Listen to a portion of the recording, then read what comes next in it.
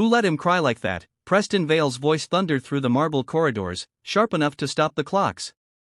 The cry had pierced the stillness of the mansion, and now so had he. Maya William froze mid-swipe of the window pane on the second floor, her microfiber cloth still damp in her hand. She had only been working in the Vale estate for 5 days, assigned to routine cleaning on the east wing. No one ever mentioned the 5th floor. In fact, most of the staff avoided it like it was cursed. But that sound, the shrill, cyclical sobbing that now rose again, wasn't something she could ignore. It wasn't a hungry cry. It wasn't sleepy or cranky. It was the sound of panic, the kind that clawed from the inside out. "Miss," the butler called from downstairs, "stay clear of the upper wing." She didn't answer. Maya climbed the final steps, heart racing. At the end of the hallway, behind a partially open door, flickering light pulsed from a sensory projector, a boy, maybe 7, sat curled on the carpeted floor, rocking violently, hitting his forehead in rhythm against a bookshelf. No supervision, no comfort, just pain and repetition. She paused at the threshold. Everything in her said to turn back, but something deeper, something old and buried kept her rooted. Her brother Germain used to do the same thing. Same rocking, same sound. She remembered it vividly under the dinner table, arms tight across his chest, face streaked with tears no one could understand.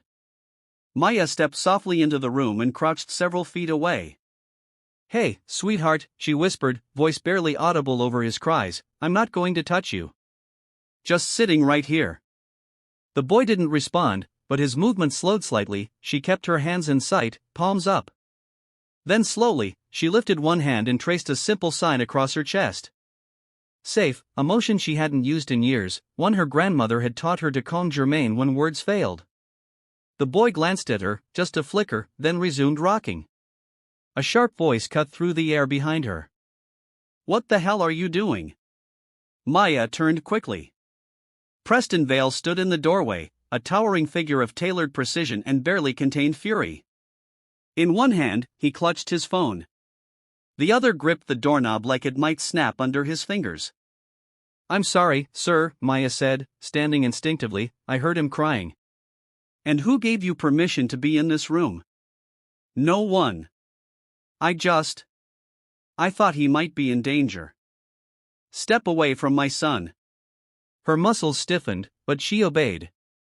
Carefully, she stepped aside as Preston strode toward the boy. The moment he tried to lift his son, the child erupted, screaming louder, kicking, clawing, his arms flailing in full panic. Preston struggled to hold him, shocked by the intensity. "What's wrong with him?" he muttered. "Why does he?" "May I?"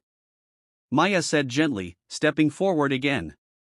Preston didn't stop her. She knelt, reached out, and the moment the child felt her presence, his screaming eased. He twisted toward her and collapsed into her arms like he'd been waiting for her all along. His small hands gripped her sleeve. He buried his face in her shoulder. The silence that followed was absolute. "If this moment touched your heart, give Maya a like." She didn't save him with words, but with quiet empathy. And tell us in the comments where you're watching this from. BUP Stories. You might not be the only one nearby feeling the same warmth right now. Preston stared, stunned. "How? What did you do?" "I didn't do anything, sir," Maya said softly, "I just listened and signed." Sign language a little." "My brother, he's nonverbal autistic. This used to help him calm down." Preston's posture shifted almost imperceptibly.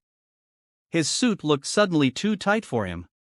His presence, so forceful a minute ago, was now suspended, like he didn't know what to do with himself. "What's your name?" he asked. "Maya. Maya William. I clean the East Wing." "You're not a therapist?" "No, sir.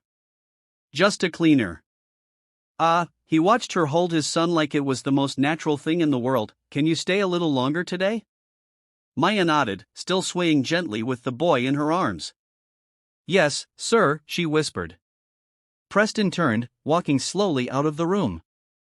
For the first time in months, the house was still. No echoes of pain, no tense footsteps, no slammed doors, just a boy and a stranger now, not so strange, wrapped in quiet understanding. And though Preston didn't say it, the look on his face said everything. Something had shifted. Something was beginning. The sun had dipped lower by the time Maya descended the stairs again. Her back slightly aching from holding the boy for so long. Elisha had heard Preston call him that once. She had finally drifted to sleep in her arms. His face pressed into the curve of her shoulder like he belonged there. She had laid him gently on a beanbag in the corner of his nursery, covering him with a weighted blanket she'd found folded in the closet. He hadn't stirred. Now the grand mansion felt heavier than it had when she first entered it. Each chandelier sparkled but felt cold. Each marble tile under her feet clicked like a reminder that she didn't belong. She was a cleaner, a temp no less. And she had just broken a major boundary. She turned toward the service hallway, expecting to be dismissed, maybe even terminated on the spot. "Miss William." The voice came from behind her, clipped and clear. She turned and found Preston Vale standing at the end of the corridor, arms crossed, his expression unreadable. He was no longer holding his phone. Instead, he held a small notepad, a legal pad, the kind that usually came out when something official was about to happen. Maya straightened instinctively. "Yes, sir." "In my office, please." Her heart sank a little. She nodded and followed him down the long hallway through a set of double doors into an office she had only ever dusted from the outside. It was immaculate, modern, and sparsely decorated. Dark wood shelves held books with uncreased spines. A wall of windows looked out over the private garden. On the far end sat a massive desk of polished oak. He gestured to the chair in front of the desk. "Sit." Maya obeyed, folding her hands in her lap. Preston sat opposite her and remained silent for several seconds. He tapped a pen against the edge of the notepad. She could hear a grandfather clock ticking somewhere in the distance. It felt like a courtroom and she didn't know if she was the witness or the accused. "You handled him like someone who'd done it 100 times, he said finally. "I haven't, not with him, just with someone like him." "Your brother?" "Yes, sir. Germain. He passed away 4 years ago. He was 10. Preston's eyes flicked up and for a moment something human passed across his face. "I'm sorry." "Thank you." He was silent again. Then he leaned back in his chair. "No therapist, no specialist, no trained professional has been able to calm Eli down like that. Not in 2 years. They all failed. And you? You just walked in there with a rag in your hand and fixed him." Maya's throat tightened. "I didn't fix him, sir. I just saw him." That stopped him. The pen he'd been tapping fell still. "You saw him. Children like Eli. They don't need to be fixed. They need to be heard. You can't rush their silence. You have to be willing to sit in it with them." Preston blinked slowly. "You sound like someone who should be doing more than mopping floors." "I'm just someone who needed a job, sir. My grandmother's got medical bills, and this pays better than the diner."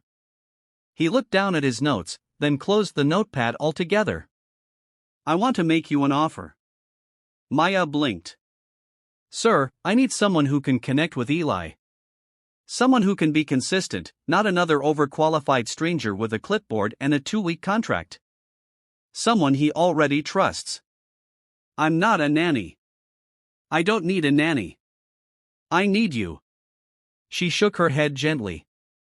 "Sir, with all due respect, I'll double your pay," he said, not giving her the space to finish. "You'll stay in the staff wing, private room, all expenses handled. Weekends off, health insurance if you don't already have any, and you'll never lift a mop again." Maya felt her heart racing. The numbers danced in her head. That kind of money could mean real treatment for Grandma Loretta. No more skipped medications. No more stretching food stamps. But she also knew the risk. This wasn't just a job. This was a boy owned with fragile patterns and even more fragile trust. If she accepted and failed him, it wouldn't be just another nanny leaving. It would be betrayal. I don't know if I can. Preston leaned forward, elbows on his desk. Look, I've had behaviorists with degrees from Stanford, nannies from elite agencies, even a family counselor who charged $2,000 an hour. None of them lasted more than a week. You walked in, said nothing. And my son laid his head on your shoulder. I don't know what that is, but I know it's rare. Maya swallowed. It's not magic, sir. It's just care. That's even rarer. She looked down at her hands, chipped nail polish and all. She thought about Loretta, about the quiet way she'd say, "Baby, if God opens a door, don't stand there arguing about the knob." When would I start? Tomorrow morning. I'll have the room prepared tonight. Maya nodded. Okay, I'll try. Preston stood and extended his hand. She shook it, small and firm. As she left the office, her mind was racing. She hadn't packed for a live-in job. She hadn't even told her landlord she was leaving. But beneath all that noise was something quieter, something she hadn't felt in a long time. Purpose. The next morning, Maya arrived with a small duffel bag slung over her shoulder and a cardboard box tucked under her arm. The housekeeper, Mrs. Green, led her to the staff quarters, the east side of the mansion near the back garden. The room was simple but warm. A twin bed, a reading chair, a desk facing the window. Mr. Vale had this redone last night, Mrs. Green said, handing Maya a key card. Said you were important. I'm just a helper. Maybe, but he don't give spare rooms to helpers. Maya smiled politely and unpacked quickly. She kept her clothes on hangers and placed a small framed photo of Loretta on the nightstand. By 9:30 a.m., she stood outside Eli's nursery again. This time, when she entered, the boy was already awake. He sat on the rug, sorting colored blocks into 2 piles in blue. "Morning, Eli," she said softly. He didn't look up, but he paused just for a beat. She stepped closer, sat cross-legged a few feet away, quiet, non-threatening. After a few minutes, he nudged a red block toward her with his toe. She smiled. Thanks. She pushed a blue block back. The game had begun. Hours passed like that. No words, just color, rhythm, repetition. At one point, she began to hum soft, low, familiar gospel tones. Eli didn't protest. In fact, he leaned in slightly, the way someone might toward a warm fire. Preston watched from the doorway in silence. He wasn't ready to say it out loud, but something about the way Maya sat there still and steady, not trying to fix or force, made his chest ache in a way he didn't understand yet.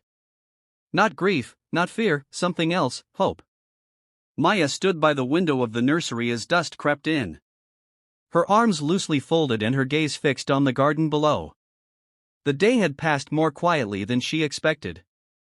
No screaming, no outbursts, no frantic running. Eli hadn't spoken, of course.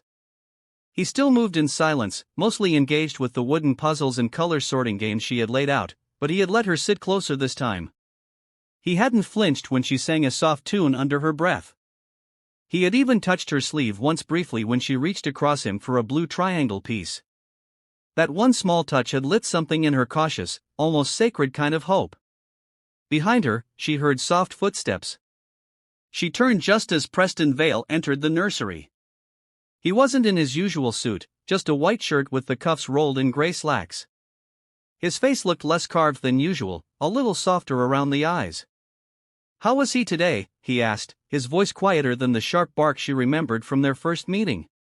"Peaceful," she said, a faint smile lifting the corner of her lips. "No meltdowns, no biting or hitting. He was steady." Preston stepped farther into the room, his eyes on his son, who was now lying on his stomach, carefully pushing a toy train along the track. "I don't know what you're doing," he muttered, "but it's working."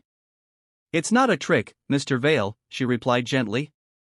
"It's time, it's presence, and letting him lead."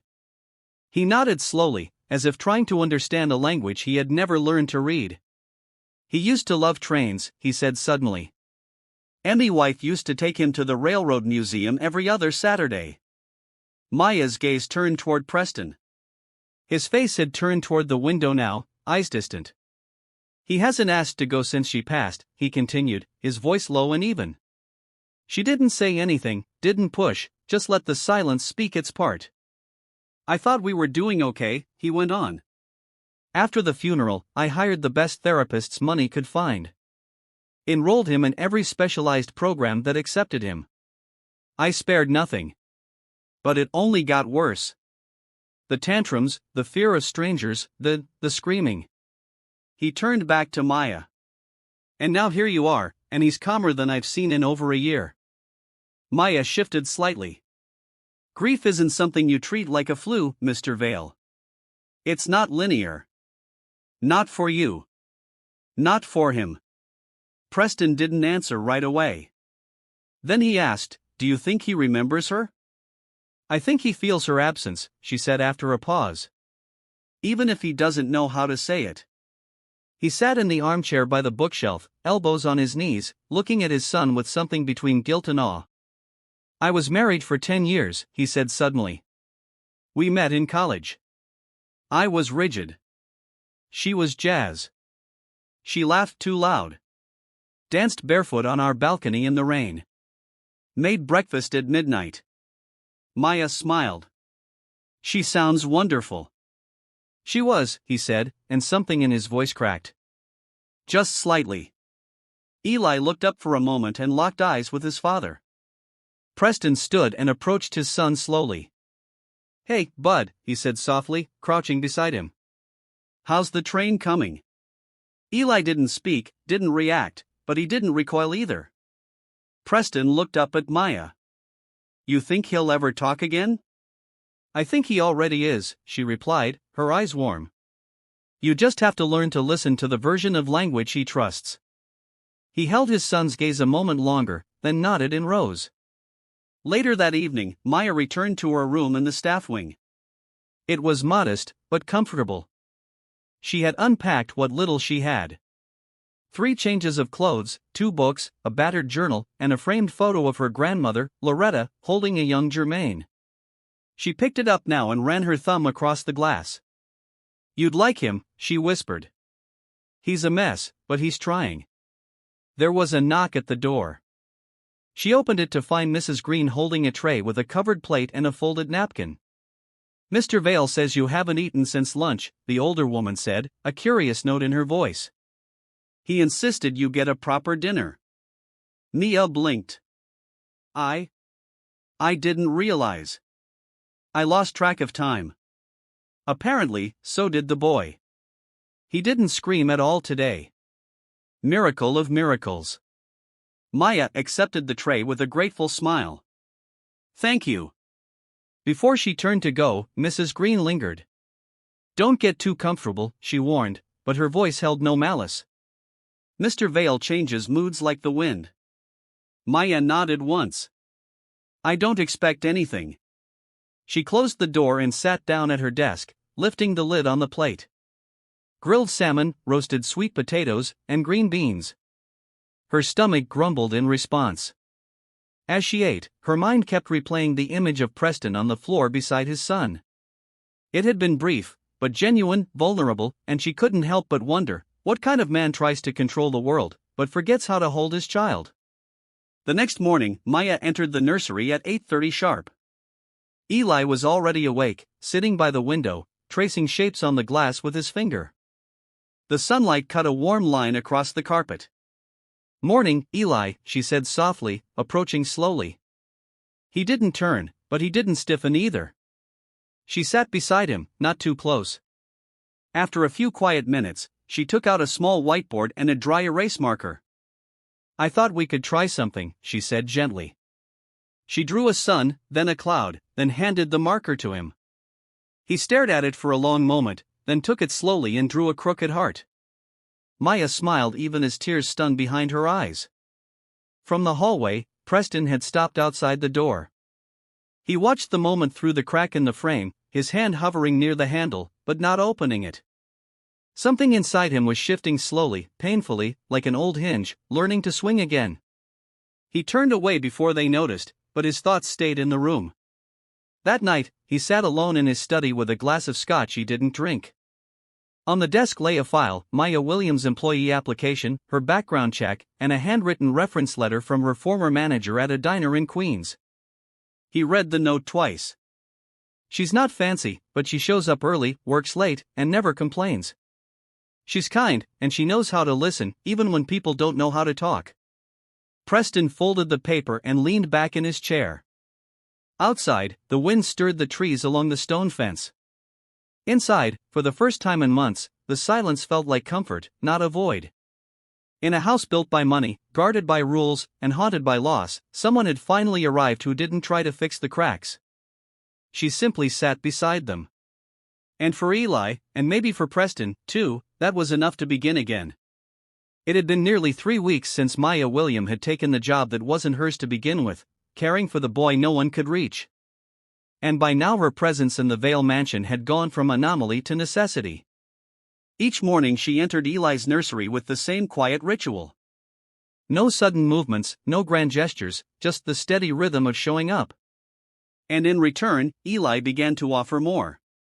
He hadn't spoken, not once. But his eyes began to seek her out. He followed her with silent trust. He handed her objects, little things, a block, a button, a puzzle piece, as if they were messages he didn't yet know how to write. That morning, Maya laid a new routine before him. She brought in a soft mat, some scented clay, and a series of cards with emotions drawn in bold cartoonish expressions. "This one's happy," she said, showing the first card. "Happy like when the music plays." Eli took the card, touched it once, then looked up at her face. Slowly, he pressed the card to his own chest. "Yeah," she whispered. "That's right." When Preston came home that evening, the house felt different again. Not silent the way it had been for a year. Not empty, but humming faintly with signs of life. In the kitchen, Mrs. Green had soft jazz playing from the tablet. The windows were cracked open. Somewhere upstairs, a child laughed, not loud, not boisterous, but a quick, pure giggle that stopped him in his tracks. He dropped his keys onto the hallway console and followed the sound. Maya was kneeling on the living room carpet, a toy giraffe in one hand, a sock puppet on the other. Eli sat across from her, cross-legged, watching intently as the giraffe and the sock puppet mimed a silly fight over a cup of pretend tea. When the sock puppet fell over with a squeaky oof, Eli's mouth stretched into a full smile. No sound came, but his whole face lit up. Preston couldn't remember the last time he'd seen it. Maya noticed him in the doorway. She straightened quickly, brushing lint from her slacks. "Mr. Vale, I didn't hear you come in." He walked in slowly, still looking at Eli. "Was that him laughing?" She nodded. "Sort of. No sound, but he's getting close." Preston crouched beside his son. "Hey, buddy," he said. Eli didn't retreat. He didn't flinch. He reached out and touched his father's shirt briefly before turning back to the toys. Preston felt his throat tighten. "He's trusting you more," Maya said softly. Preston nodded, but didn't look away from his son. He used to play with Emma like that. She had this sock puppet voice. It was ridiculous, but he loved it. He stood up and looked down at Maya. "Thank you." She gave a faint smile, eyes warm. "I'm not doing anything you couldn't do." "That's the part one find hardest to believe," he said, half joking, half defeated. Later that night, Maya made her way to the small garden behind the staff wing. It was late spring, and the elas had just started to bloom. She carried a mug of tea, her grandmother's blend, cinnamon and dried hibiscus. She sat on the wooden bench under the magnolia tree and breathed. She'd been afraid at first that her time here would be temporary. That one wrong word, one wrong moment would send her back to mopping floors. But Preston hadn't just tolerated her. He'd started seeking her out. At first only about Eli, then about meals, then books, and lately just conversation. She didn't fool herself into thinking she belonged in his world. He was white, wealthy, powerful, and guarded. She was none of those things. But when they talked, truly talked, there was something level in it. Human. The garden gate creaked behind her. She turned. Preston stood in the moonlight holding 2 mugs. "I thought you might like chamomile," he said. She blinked, surprised. "That's very thoughtful." I figured it's either that or more bourbon, and you don't strike me as a bourbon before bed person." She chuckled. "No, that would put me straight on my back." He sat beside her, not too close. "You come out here every night when I can't sleep." "Same." They sipped in silence for a moment. "I've been meaning to ask," he said, his voice quieter now, more careful. "Your brother, what happened?" She exhaled slow. "He had a seizure. Complications from an infection. He passed in the hospital while I was filling out paperwork for insurance." Preston looked at her. "I'm sorry." "Thank you." He was quiet, then said, "That sounds like Eli." "Yeah," she said softly. "It does." Another pause. Preston ran a hand through his hair. "You make this look easy, but I know it's not. I know I'm difficult. That this house can be cold, that Eli's challenges can be overwhelming." She turned to him. "You're not difficult, Mr. Vale. You're just grieving in the only way you know how." His eyes met hers. "Call me Preston, please." She hesitated, then nodded. "Okay, Preston." A gust of wind rustled the branches. The lights from the second floor glowed softly through the windows. Somewhere above them, Eli stirred in his bed. "I want to learn," Preston said suddenly. "I want to know what you know about him, about how to reach him." Maya's heart beat faster. "You're already halfway there." "No, I watch you with him. The way you read his cues, the way you understand what he needs before he asks." I don't have that instinct." "You don't need instinct," she said. "You need willingness. And he'll teach you if you're patient enough to listen." He looked at her and for a moment something shifted in the air between them. "I want to try," he said. And for the first time, Maya saw not the CEO, not the man with perfect posture and calculated words, but a father uncertain, flawed, and finally ready. The next day, everything changed. Maya led a small lesson in the living room. Simple sign language, more, stop, help, love. Preston joined them, clumsy but earnest. Eli watched, then copied. At one point, Preston signed more, and Eli responded with a half-formed version of the same gesture. Preston's eyes filled, but he didn't say a word, just nodded, smiled, and reached for his son's hand. Later that evening, Maya wrote in her journal by the window, recounting the moment. "He's coming back to his son," she wrote. "Not as a savior, not as a fixer, but as a father learning a new language. One built on silence, trust, and steady hands." She looked up as a knock came at her door. Preston stood outside holding a book. "I found this in Emma's things," he said. "It's about parenting children with sensory disorders. I thought you might want to read it together." She took it gently. "I'd like that." And then he added before walking away, "Thank you for staying." That night, Maya sat on her bed, the book in her lap and the memory of Germaine warm in her chest. She wasn't just staying. She was building something slowly, quietly, like Eli's laughter, like trust blooming between unlikely hands. The early summer light streamed through the nursery windows, casting golden beams onto the wooden floor. Maya sat cross-legged across from Eli, gently encouraging him to press different animal shapes into a soft patch of kinetic sand. It was part of their morning routine, now sensory time before breakfast, a calm, consistent way to ease him into the day. Eli didn't speak, but he responded more and more with eye contact, small gestures, even tentative smiles. When Maya sang softly, he swayed. When she laughed, he tilted his head to watch her longer. And once when she reached for the sand mold he liked, he touched her wrist and pushed it gently toward her. "Thank you," she whispered. He didn't respond, but his fingers brushed her palm in reply. Preston had begun joining these sessions 3 times a week. He no longer hovered in the background, arms folded and unreadable. Now he knelt beside his son, mimicking Maya's gestures, learning the signs slowly but with deep concentration. cow, Maya signed that morning, forming the horns with her fingers. Eli didn't copy, but he stared, then pointed to the small cow figure on the mat and pressed it into the sand with surprising care. Preston laughed quietly but genuinely. "He's getting it," he said. Maya smiled, then turned toward him. "So are you." That afternoon, Preston invited her to walk the garden with him after lunch.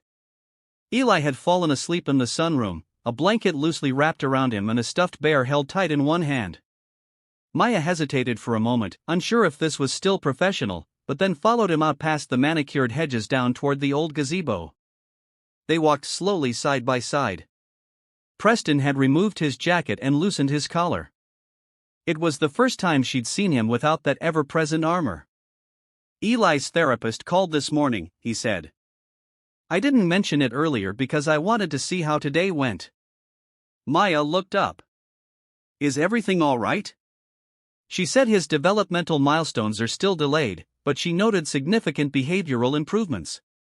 "He's beginning to trust again," Maya said softly. "That takes more than therapy. That takes safety." Preston nodded, hands in his pockets. She also said, "Well," she asked what changed in the home environment. "I told her it was you." Maya chuckled, brushing a braid back behind her ear. "I'm just one part of it." He stopped walking and turned toward her. "You're the part that matters." She met his eyes, and for a brief second, the world narrowed. The breeze slowed. The sound of birds faded. Preston's expression was different now. Not the guarded, clipped detachment she'd come to expect, but something quieter, raw. "Before Emma died," he began, his voice more gravel than usual. "She said I was always 2 steps behind, that I never saw what was in front of me until it was too late." Maya said nothing, only listened. She handled everything. The school forms, the therapy sessions, the tantrums. "I just wrote the checks." He swallowed hard. "And when she got sick, I panicked. I started controlling everything. As if order could save her. As if structure could replace her presence." "Grief makes us grasp for anything that doesn't move," Maya said gently. "Because what moves might disappear." He looked at her sharply, surprised, then slowly nodded. "You speak like someone who's lost something." "Someone who's lost someone," she corrected, her voice barely above a whisper. "We all carry echoes." They continued walking in silence. The shadows stretched across the garden. Maya reached out and touched a blooming camellia. "These used to grow outside my grandmother's porch," she murmured. "She used to say they were stubborn flowers. That they bloomed when they felt like it, not when others expected them to." "Sounds familiar," Preston said. She smiled. "I suppose it does." That evening, as the sun dipped low and Eli napped on the couch, Maya found herself in the study. Preston had invited her to review an old therapy binder he'd found in the closet, notes and videos from Eli's earliest sessions. "Emma filmed everything," he said, handing her a USB drive. "She always said, one day, we'll forget the hard parts and miss the details. Let's save the details." Maya sat at the desk and opened the folder on the screen. The first video began to play. A much younger Eli, maybe 4 years old, sat at a low table with a therapist. Emma's voice narrated gently from behind the camera, coaching Preston on how to use signs for eat, sleep, and mom. Maya watched in stillness as the video continued. In one clip, Eli reached toward Preston and signed love clumsily. Emma's laughter followed. "That's your daddy, baby. Good job." Maya turned slightly in her chair to see Preston standing in the doorway. He didn't enter, just watched. His face had gone pale. "I forgot about that video," he said. "I haven't watched these since before the funeral." "She was good with him," Maya said. "She was everything," he replied. His voice cracked just a little. "And I erased her." Maya stood and walked slowly to where he was. "No, you didn't. You were surviving. You were breaking open in silence." Preston looked down at her. "Is that what I was doing?" "Yes, but now you're healing." He stared at her, unreadable. And you? Are you healing too? She paused. I think so. Some days more than others. For a long moment, they stood there, nothing but the soft hum of the computer and the ghost of Emma's laughter playing faintly in the background. Then, gently, Preston reached out and touched Maya's hand. She didn't pull away. That night, something changed. Not in words, not in declarations, but in presence. Mia lay in bed, unable to sleep. Her heart beat fast, not from fear, but from awareness. Something was forming between them. Something unspoken, but undeniable. And for the first time in years, she didn't feel like a visitor in someone else's story. She felt like she might belong to it. Upstairs, Eli stirred in his sleep and mumbled a sound, soft, high-pitched, almost a word. Maya didn't hear it, but the house did. It was listening now, and so was she. The next morning began with the smell of cinnamon drifting through the kitchen. Maya stood barefoot on the tile floor, gently flipping slices of French toast on the skillet.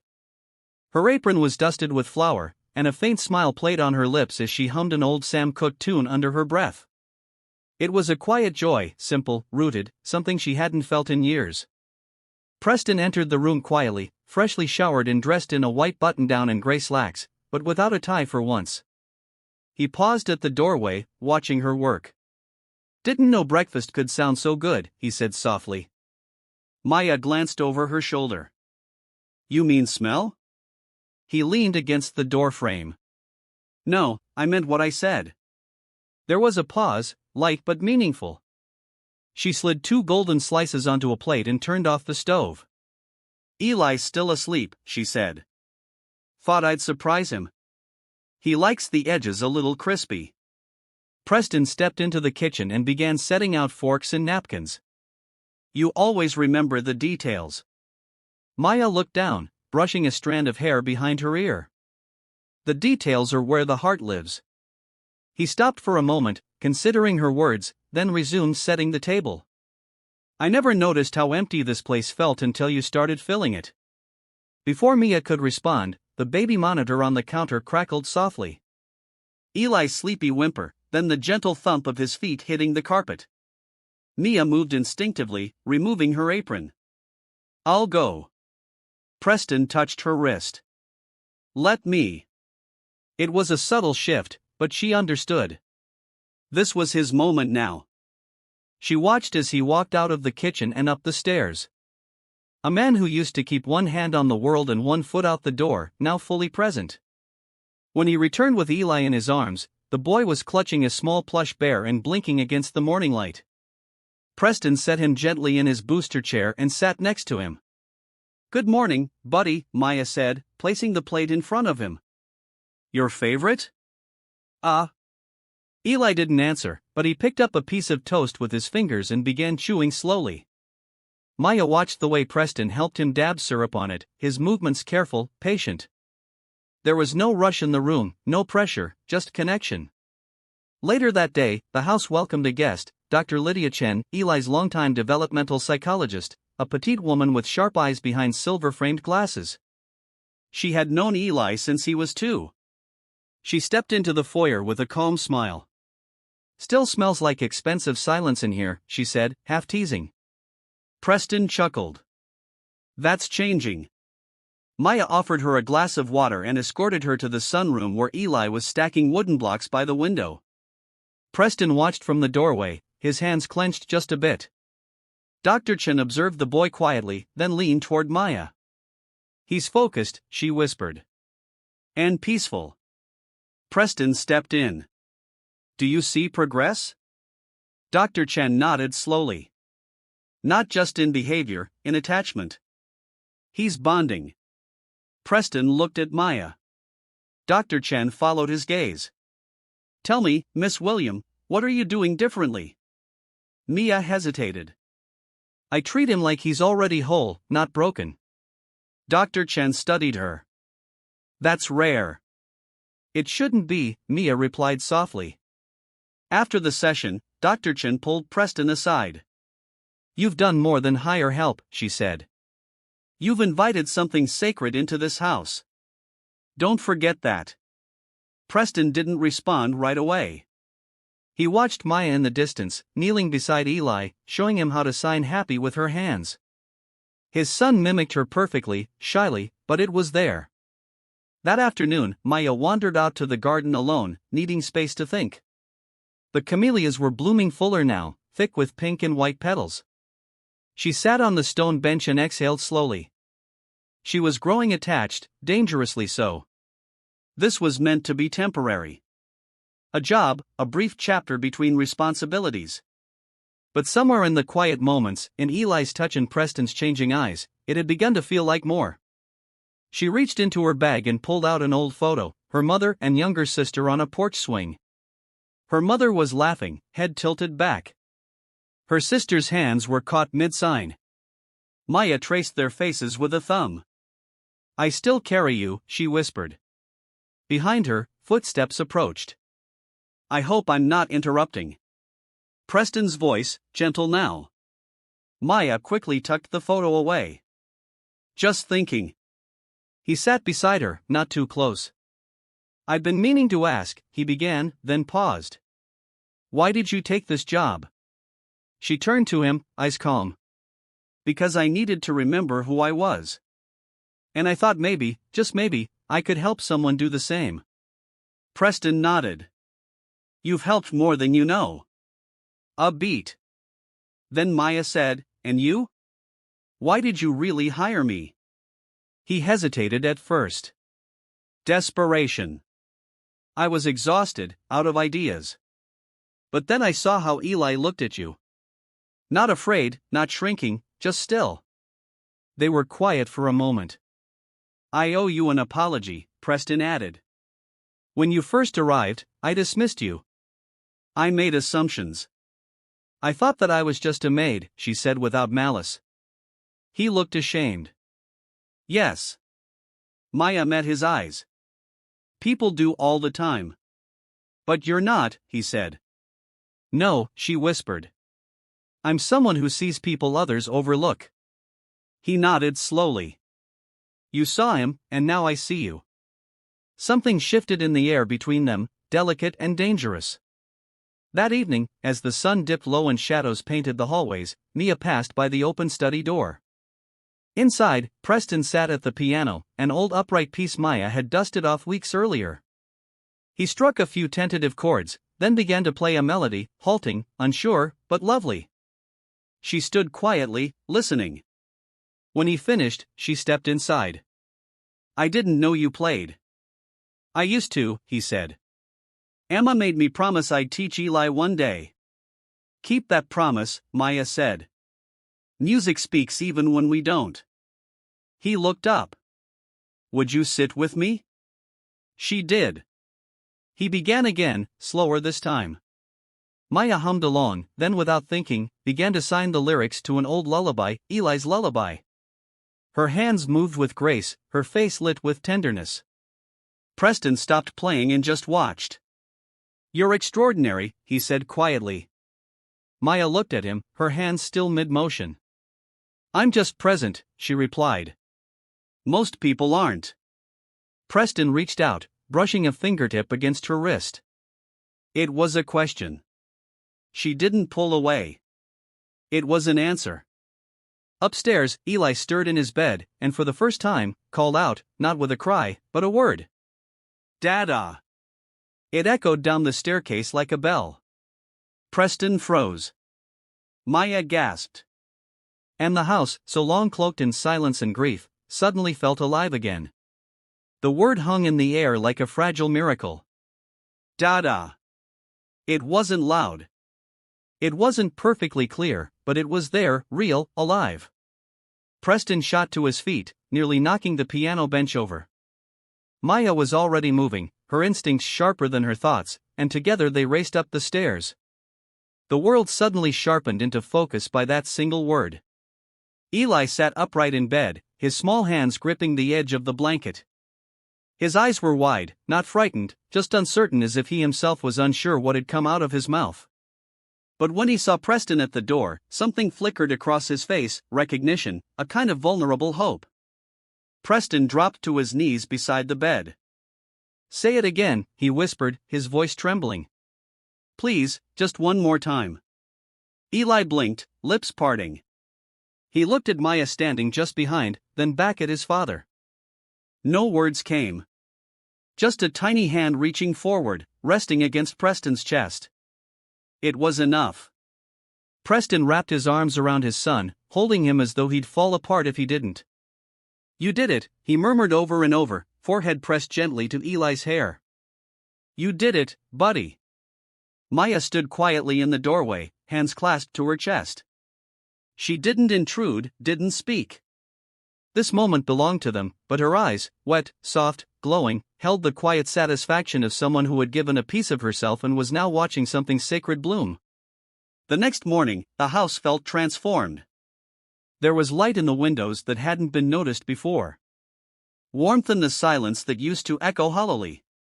Even the staff moved differently, slower, quieter, reverent, as if they sensed a shift. None of them could explain. Preston canceled all his meetings for the day. His assistant didn't question it. "Family day," he said. "Non-negotiable." He spent the morning with Eli, reading picture books in the sunroom, building towers out of plastic bricks, and most remarkably getting a giggle when he made a silly face.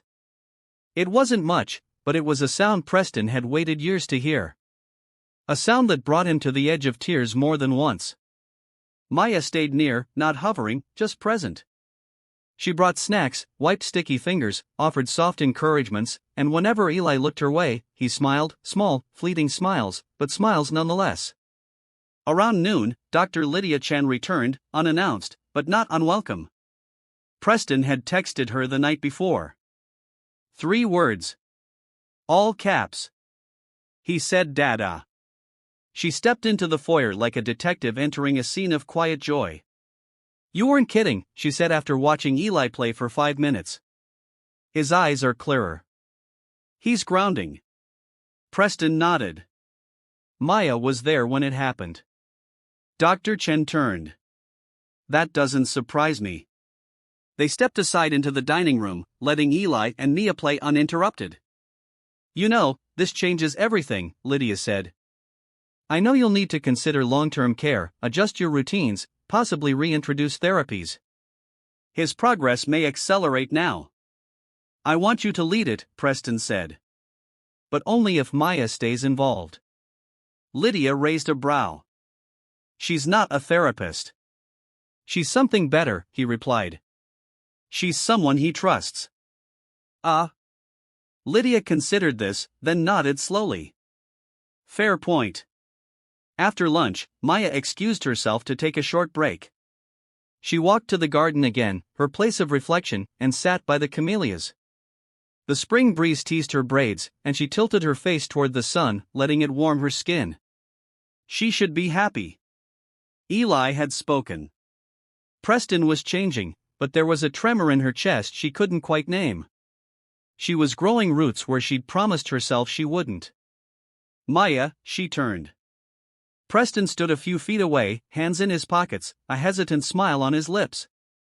"I didn't mean to interrupt," he said. "You didn't." He sat beside her on the bench. "I was thinking we should celebrate. Just something small. A dinner tonight. Just us and Eli." Maya's eyes softened. "That sounds lovely." He nodded. "And tomorrow I want to show you something. Something personal." She tilted her head. "It's not far.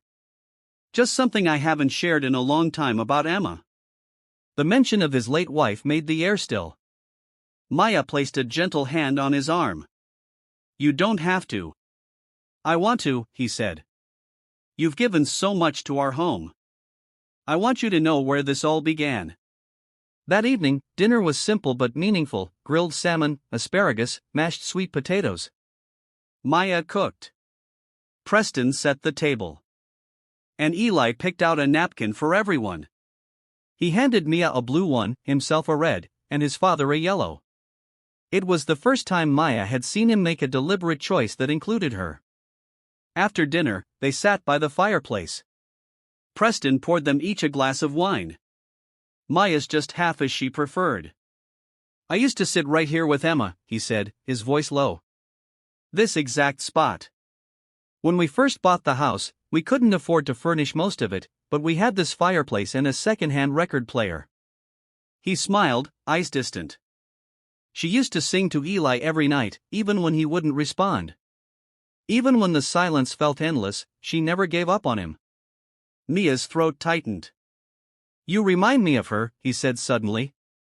Not because you're similar, but because you love with the same stubborn depth. She looked at him surprised. I'm not saying that lightly. There was a pause. The fire crackled. I don't know where this is going, he admitted. But I know what I feel when you're near. And I know how Eli changes around you. She looked down, heart racing. Do you feel it, too? He asked. Mia met his gaze. Yes, but I'm scared. So am I. They sat in silence. The kind that didn't need to be filled.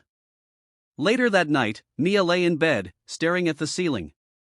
Her room was small, modest, tucked at the back of the house, but it was hers for now. A knock came at the door. She rose, heart fluttering, and opened it. It was Preston.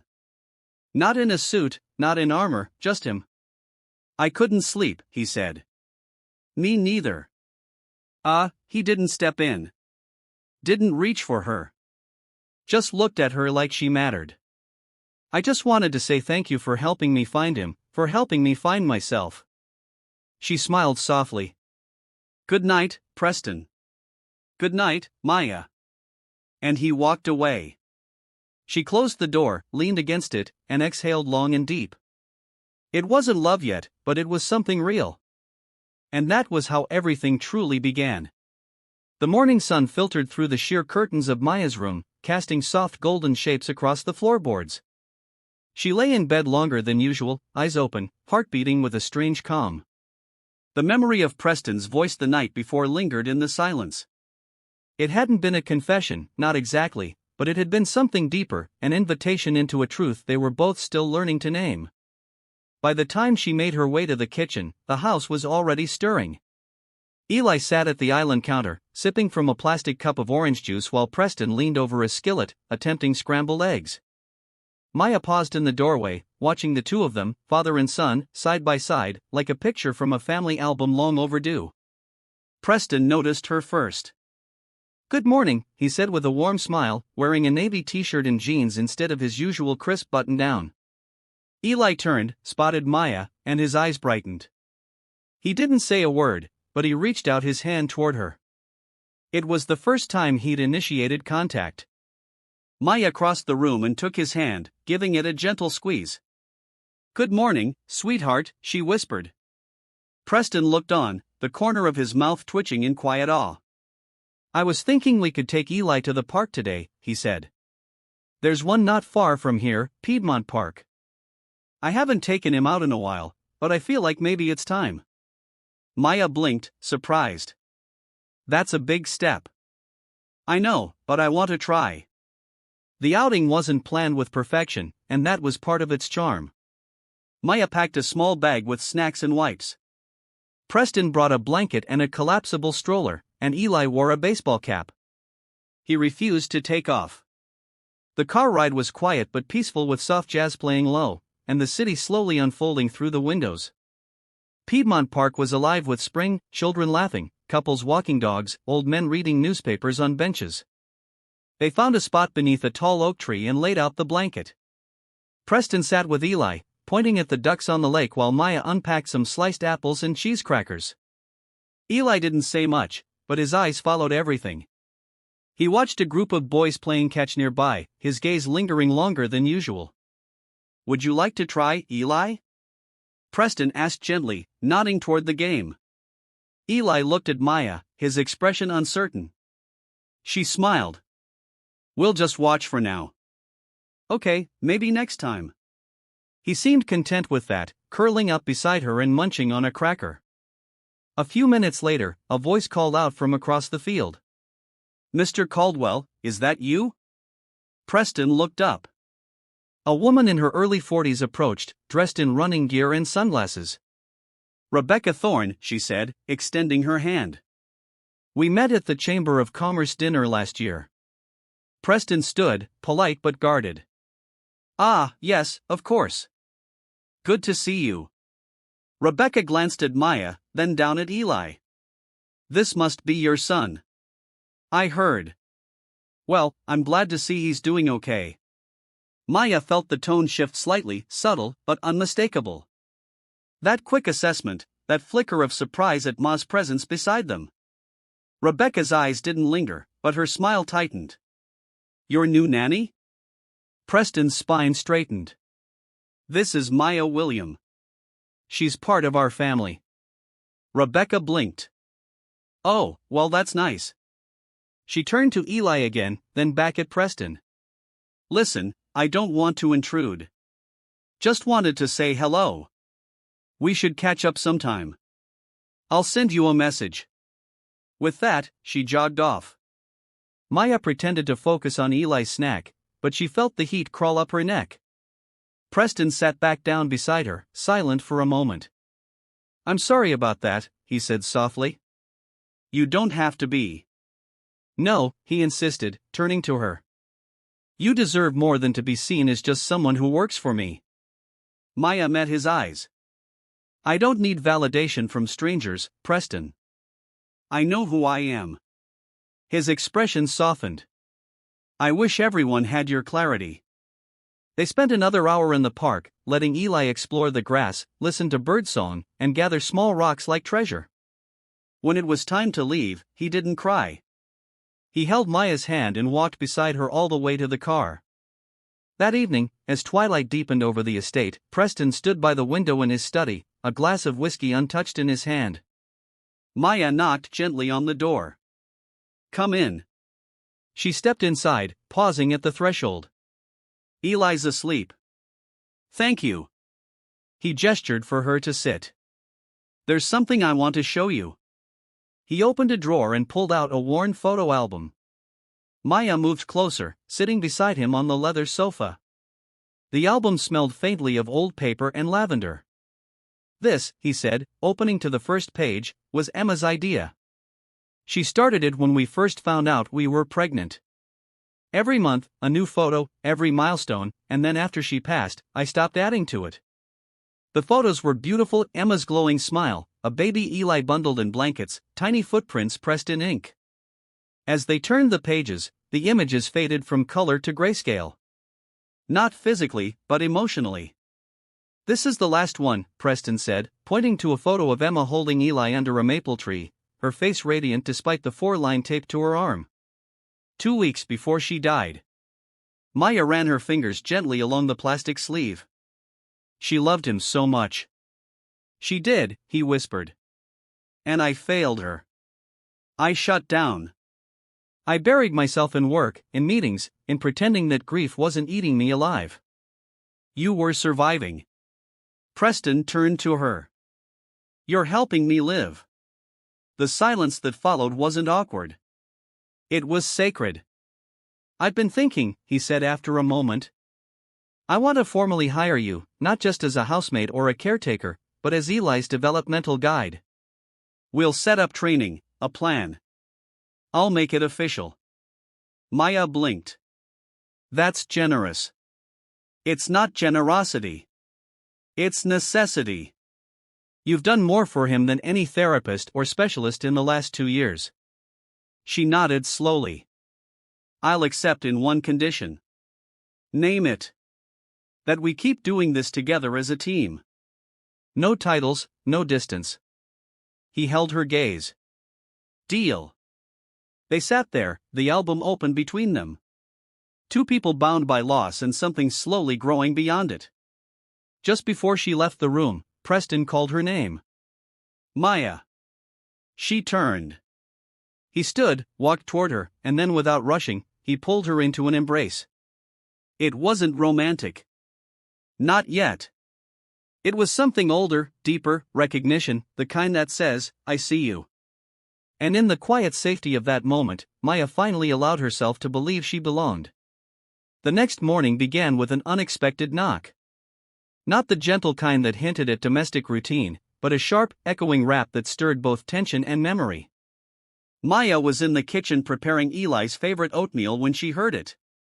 Preston appeared seconds later, his brow creased even before he reached the door. Standing outside was a man in a tailored gray suit with a clipboard tucked under his arm.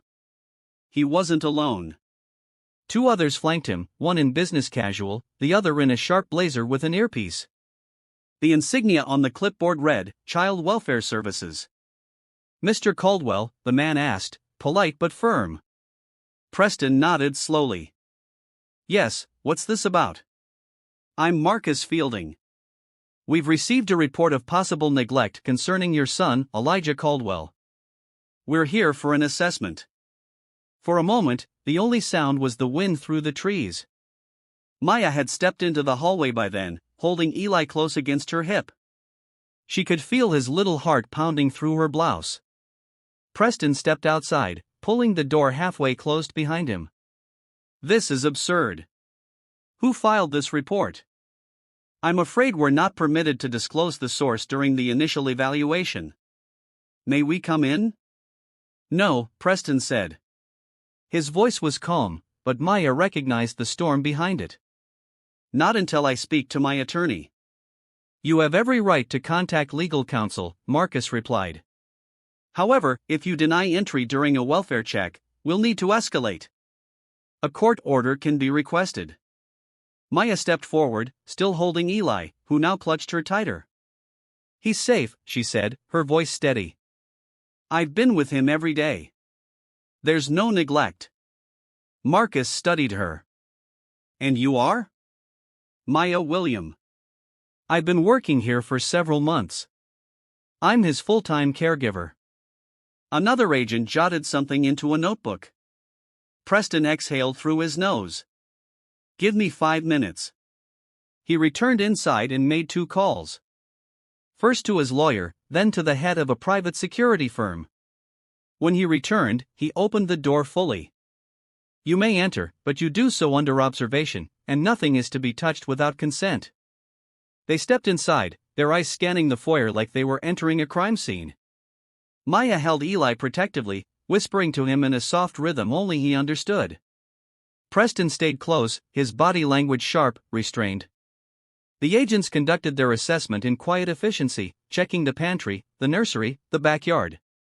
One agent asked to speak with Eli alone. Maya declined on his behalf. "He doesn't speak with strangers. He has autism." "I'm his comfort," his voice. "You can ask and I'll translate and sign if needed." "Noted," Marcus said, scribbling.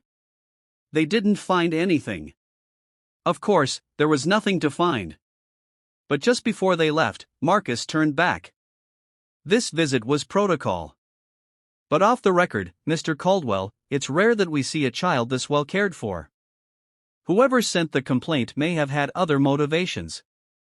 Preston closed the door behind them, jaw tight. Maya stood nearby, still holding Eli, who had fallen asleep from the tension.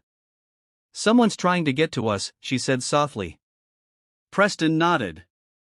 "And I think I know who." He didn't name names. He didn't have to. Later that afternoon, Preston called a meeting in his home office. The guest list was small: Maya, his attorney Sandra Griffin, and a security advisor named Lionel Hatch, a calm, silver-haired man with decades in federal protection services. "This wasn't random," Preston began.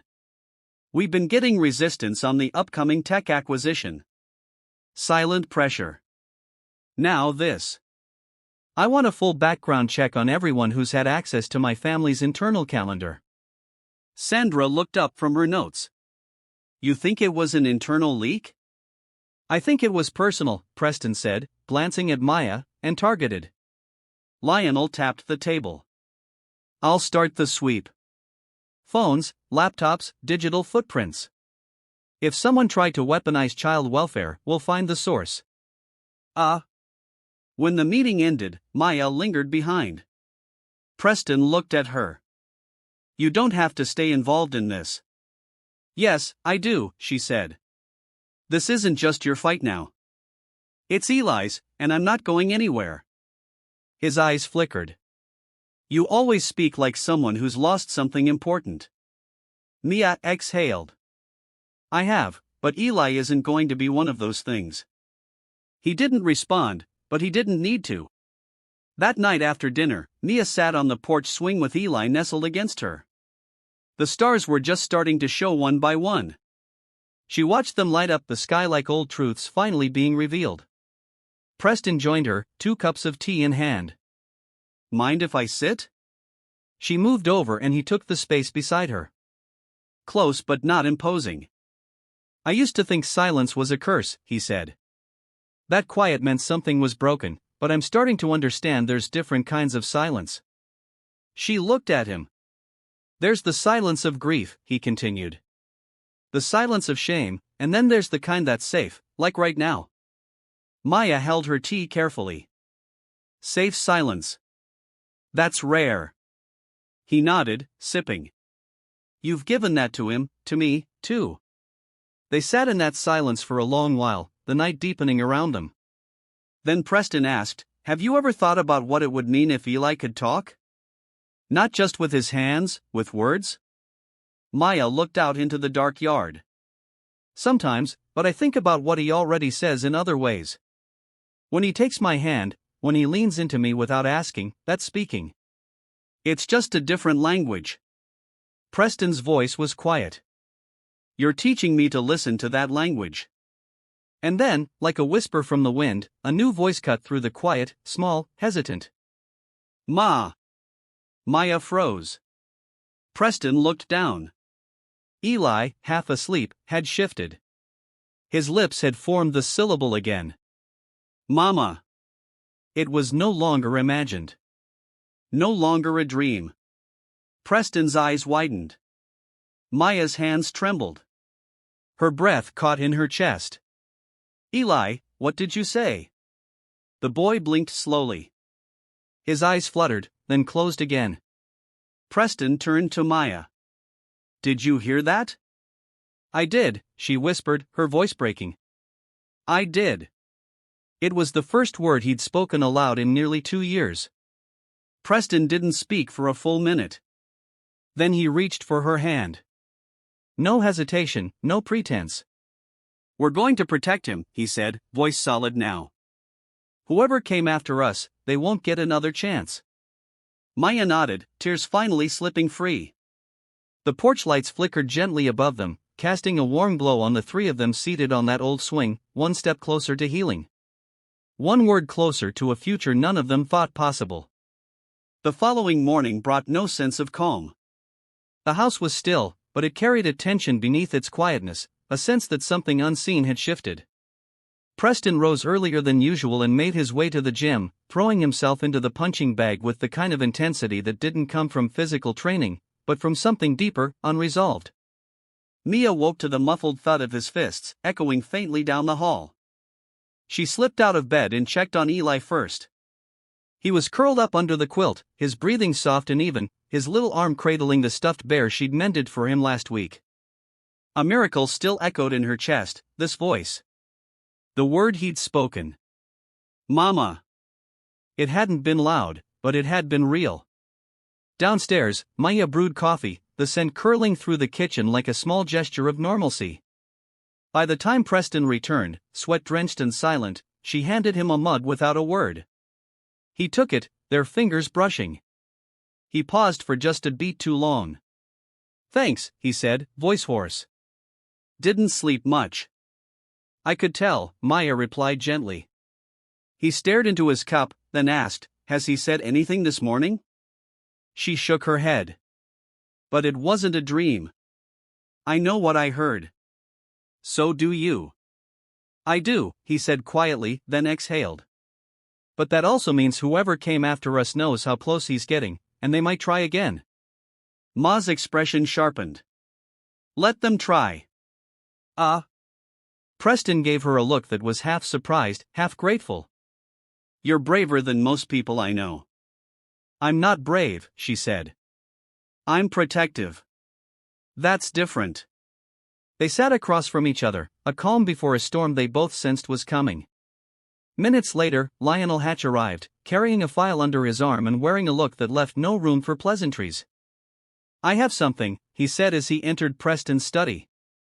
"I ran cross-checks on all communications coming out of this property over the past 60 days. There's a match." Preston sat forward.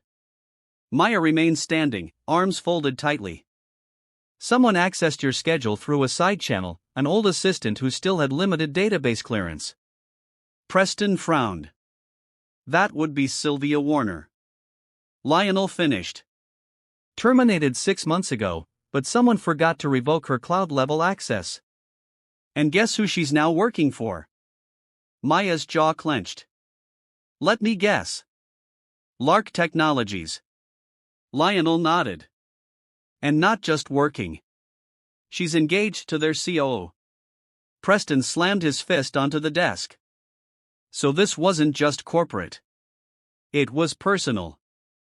They knew how to hit where it hurts through Eli. Exactly.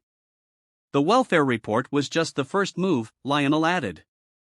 But there's more. They filed a quiet injunction claiming your acquisition of one of their subsidiaries involved coercion. That's absurd, Preston snapped. "They're playing dirty," Maya said, eyes narrowing. "And they're using Eli to rattle you." "Not just me," Preston replied. "Us." Lionel leaned in. "There's one move left, sir. You file a counter motion.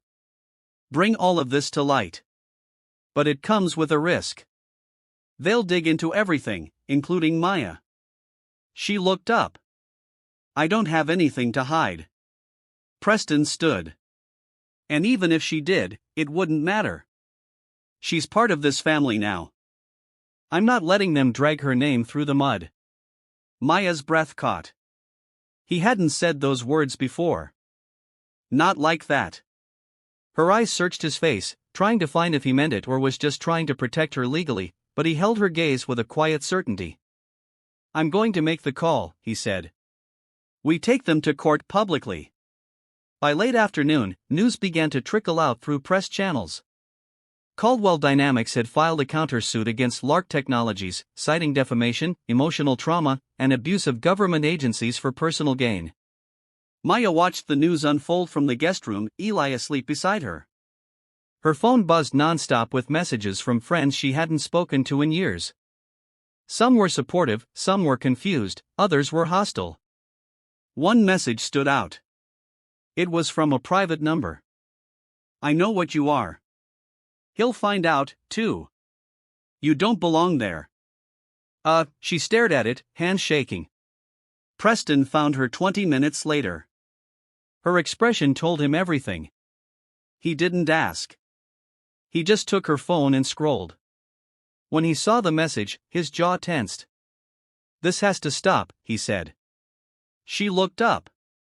"They're not going after you. They're going after me because they can't touch me without touching you first."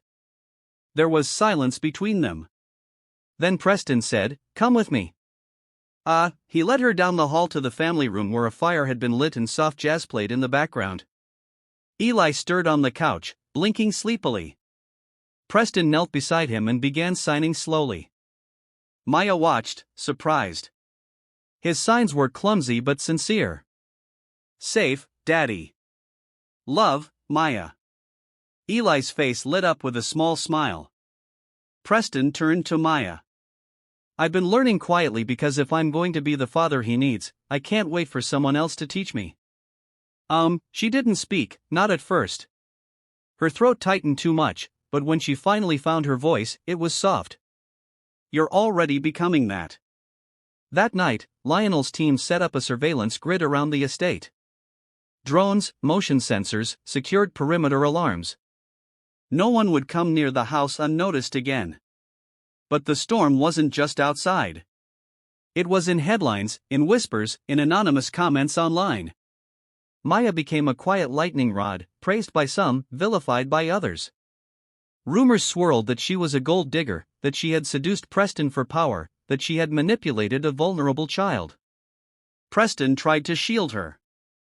He issued statements, stood by her side at every press conference. But some shadows couldn't be pushed away with statements. One night, after a particularly cruel article called her the maid who would be queen, Maya sat alone on the back porch wrapped in a blanket. Preston joined her quietly, handing her a cup of tea. "I used to think I could fix everything with money," he said. "Turns out the things that matter most can't be bought. They have to be fought for." She sipped, eyes red. "Do you think it'll ever stop?" He looked at her. "No, but I think we'll get stronger together." Her voice cracked. "Do you ever regret bringing me into all this?" He didn't answer with words. He reached over, took her hand, and placed it over his heart. "No," he said simply. "Because you brought me back to mine." Tears filled her eyes again, but this time they weren't from hurt. They were from hope. And that night, in the quiet hush of a house on the edge of scandal, the three of them, Preston, Maya, and Eli, slept under the same roof with something they hadn't shared fully before, a sense of family, fragile, earned, but real. The courtroom was colder than expected, a stark contrast to the emotional heat simmering beneath Mia's skin. She sat quietly beside Preston at the defense table, hands folded tightly in her lap, her breath steady, but shallow. Around them, cameras clicked and murmurs stirred as reporters filled every available seat in the gallery. This wasn't just a hearing. It was a spectacle. Judge Adeline Monroe, a woman in her 60s with silver hair pulled tightly into a bun, entered and called the session to order. Her presence was commanding without being cruel, her gavel echoing through the room with finality. "This court will now hear Caldwell Dynamics versus Lark Technologies," she said, voice unwavering. Maya's eyes flicked toward the opposing side. Sylvia Warner sat smugly in the front row, her engagement ring catching the light like a trophy. Beside her was Greg Sinclair, the CEO of Lark, with the coldness of a man who thought everything was a negotiation.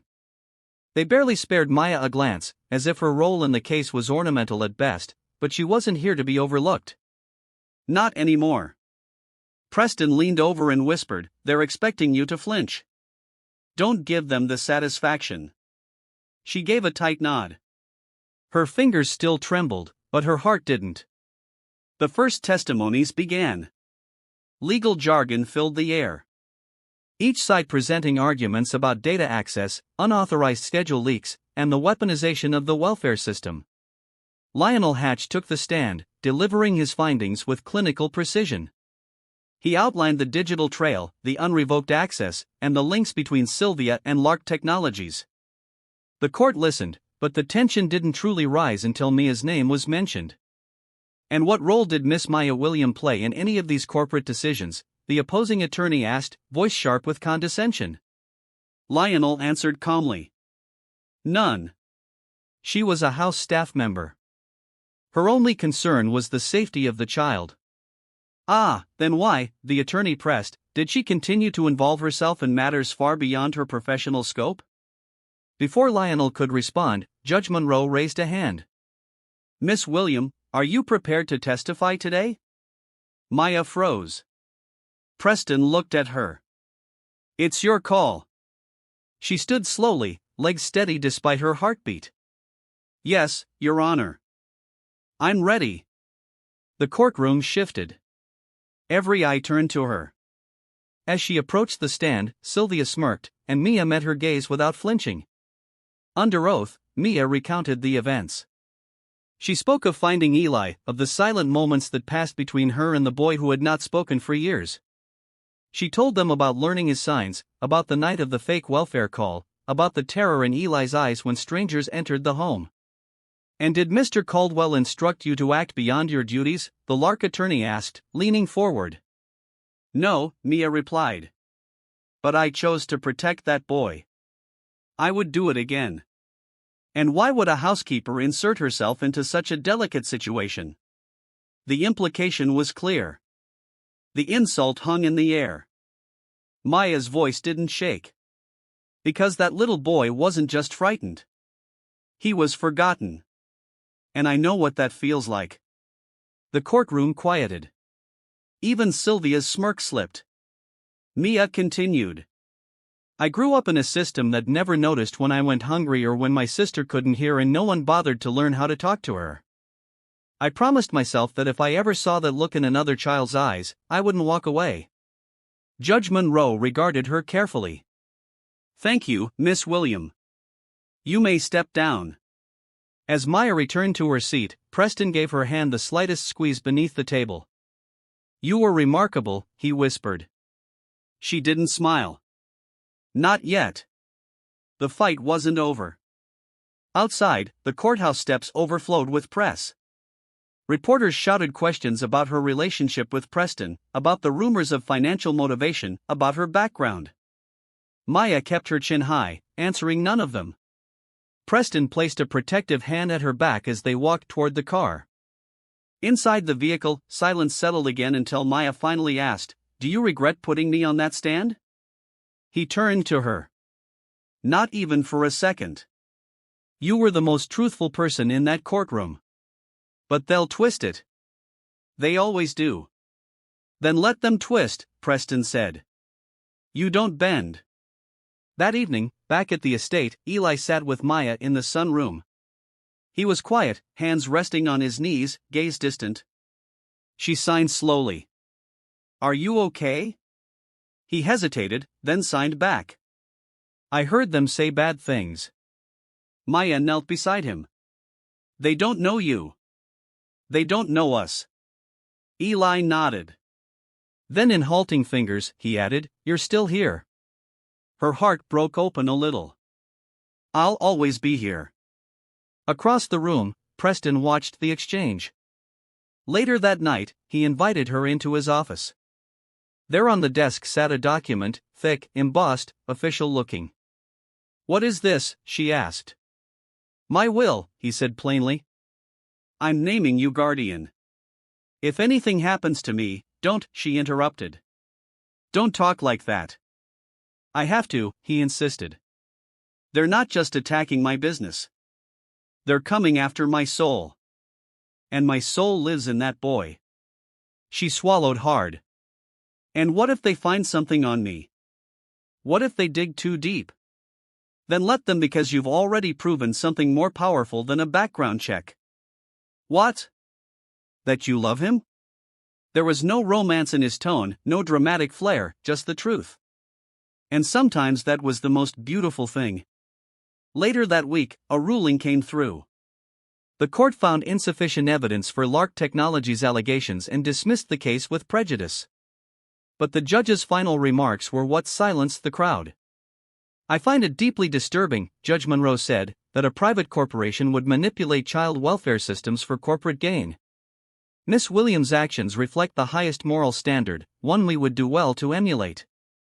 This court recognizes her not just as a witness but as a protector. The room erupted in whispers. Sylvia's face blanched. Greg Sinclair stood and walked out before the gavel even fell. Outside, press again swarmed Maya. This time the questions were softer. Some were even kind. How does it feel to be vindicated? Will you stay with the Caldwell family? Preston stepped forward, shielding her.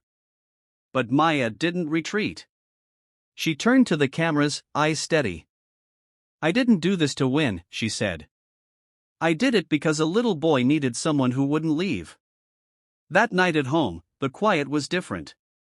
It wasn't empty. It was full of something sacred. Eli fell asleep beside her on the couch, his hand curled in hers. Preston stood by the doorway, watching them both with a look that no longer needed explanation. Family wasn't always made by blood. Sometimes it was chosen in the middle of chaos. Sometimes it was proven in a courtroom, and sometimes it was simply a hand held through the storm, refusing to let go. The following morning carried a kind of stillness that felt unfamiliar. Not the quiet of uncertainty, but the calm that follows after a long, punishing storm. Sunlight spilled through the estate's tall windows, warming the marble floors that once felt too cold, too sterile. Now the house seemed alive, not with noise but with peace. Maya stood at the kitchen counter making pancakes from scratch. Eli sat on a stool nearby, still in his pajamas, watching her with the soft gaze of a child who finally felt safe. He didn't speak, rarely did, but he signed one word with gentle fingers. Happy. Maya's chest tightened. She turned to him and signed back. Me too. Behind them, Preston entered quietly, a cup of coffee in hand, tie still hanging loosely around his neck. His presence no longer carried the guarded stiffness of a corporate giant. Now there was a softness in his eyes that Maya hadn't seen when they first met. Smells like you're trying to spoil him, he teased lightly. She gave him a wry smile. If he's going to start his day watching the morning news talk about his dad, he deserves pancakes. Preston sighed, glancing at the muted television in the corner where a live interview was airing. One of the anchors read headlines off a prompter. Caldwell family scandal ends with unexpected hero, a housemaid who stood against a corporation. The boy who spoke through silence. They're not going to let this go anytime soon, he muttered. I know, Maya replied, flipping a pancake. But we don't need them to. Eli giggled as the pancake landed perfectly in the pan. It was such a simple sound, so small, but it carried weight. It was joy, and in this house, joy had been rare. Later that day, a letter arrived via private courier. It was hand-delivered and sealed in a cream-colored envelope addressed to Maya. Her brows furrowed as she opened it carefully. Preston watched her from the library doorway. Something wrong? She unfolded the letter, eyes scanning the handwritten lines, and blinked in disbelief. It's from Judge Monroe, she whispered. She's offering to nominate me for the state's Child Welfare Advisory Board. Preston stepped forward, startled. That's significant. She says she believes my experience, personal and professional, could help shape future policies. Maya didn't answer immediately.